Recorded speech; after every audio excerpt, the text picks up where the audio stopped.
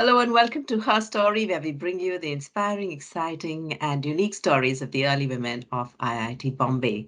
And today on the show, it's my great pleasure to introduce to you Mrs. Swati Bhogle. And she is the CEO of Technology Informatics Design Endeavor, or TIDE, in its short form, a non-profit organization devoted to promoting sustainable development through technological innovation interventions and to bridge the gap between research and grassroots. So sustainability is the big buzzword here. She's also the founder of Sustain Tech India, SIPL, a leading startup company in the green energy area. She is the first president of CLEAN, the Clean Energy Access Network, an industry association of distributed renewable energy enterprises in India. Well, Swati did her MTech in chemical engineering and graduated from IIT Bombay in 1981. And her expertise, as you've possibly guessed right, is sustainable renewable energy. And also green energy, water, women and livelihoods, rural enterprise opportunities, all of this through low carbon technology. So that low carbon footprint that everybody talks about. And in her long career spanning over 3 decades, she's worked in diverse aspects of cooking energy, thermal energy for rural livelihoods in different capacities, including research, cook stove design and development, dissemination, and advocacy in the clean energy sector, and a lot of awards for all the work that she's been doing, one of which is the National Award for Women's Development through Science and Technology, which was given in 2013, the Ashton Award for Sustainable Energy.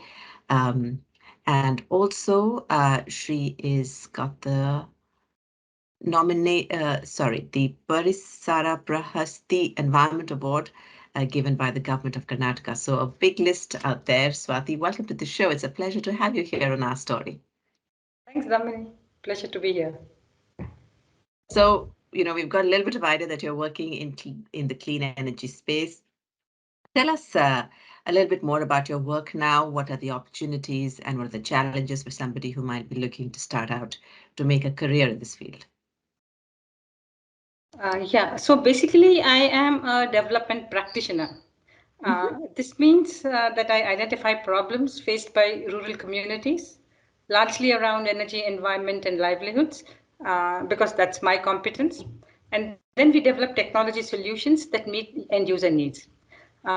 We also engage with the grassroots communities because their knowledge, wisdom is very important to us. A process called participatory technology development. And if the grassroots communities are happy with what we've given them, then we transfer technology to grassroots entrepreneurs who then carry on the work.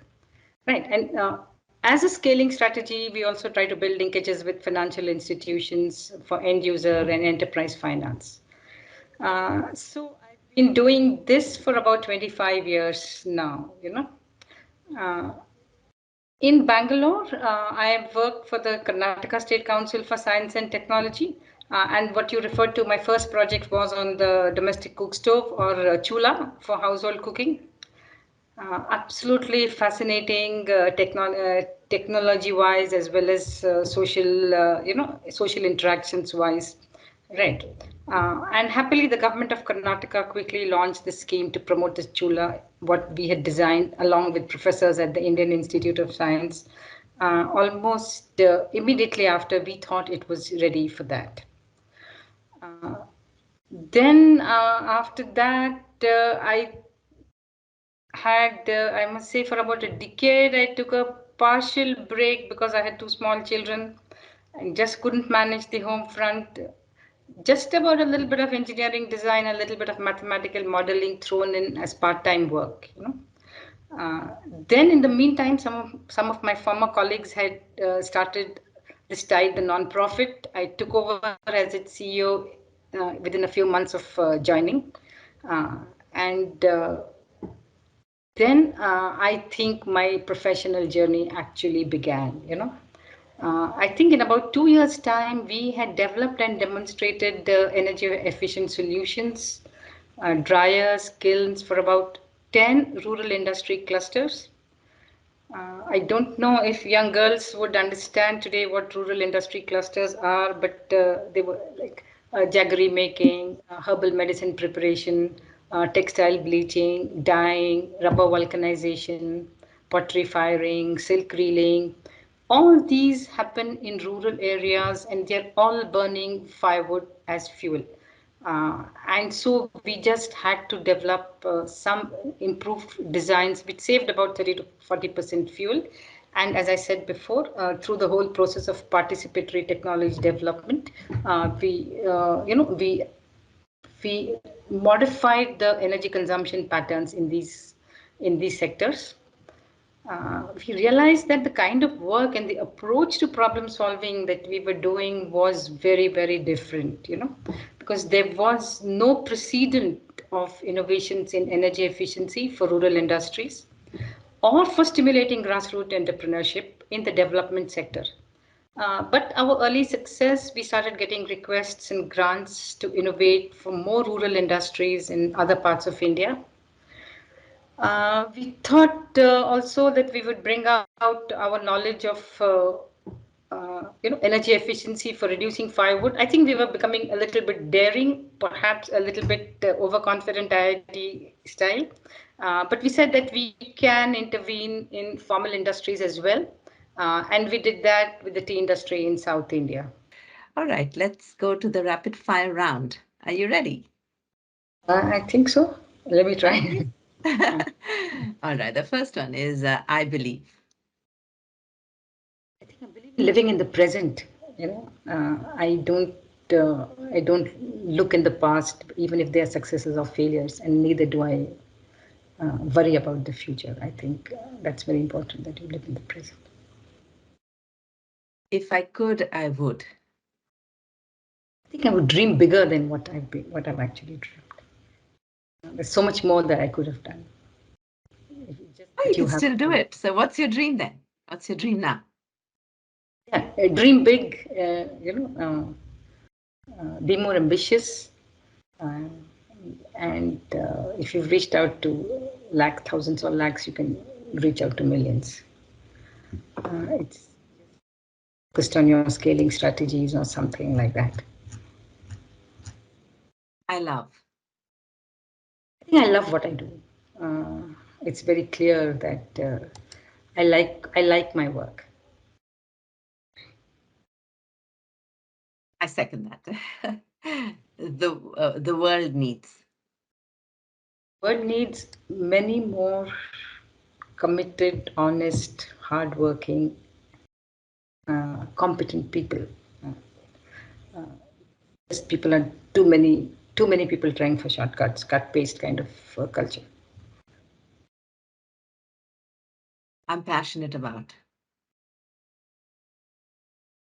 Actually, I mean, I think I like forests. I like nature. I like spending time there, and I don't know if I can call it passion, but I am a nature lover. I'm a forest lover. I would like to go and work in the forest and say that. I wish. I wish this COVID would leave us. I mean, it's been such difficult times for so many people. Just lots of people need to get on with their life and just wait for it. I wish it was over. And if you fall? Yeah, you will fall. You must fall because only then you will be able to rise. The stuff I don't sweat. Well, I don't really care what people think about me. I know what I'm doing. I'm happy doing what I am. I don't care a damn what people say. Success is? I think to me, success is, especially when I was working on the Cook Stove project, if you're able to wipe a tear or bring a smile to somebody's face, I think I would say that is success. One thing I wish somebody told me when I was 18. I think you're not in a rat race.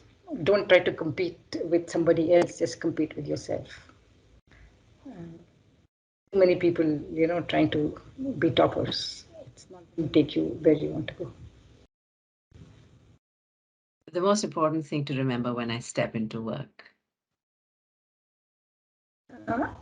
I think I'm doing the work that I'm doing. I'm not doing it for personal glory. I'm doing it to change lives. So I tell that to myself every morning. That's very inspiring. IIT Bombay to me is.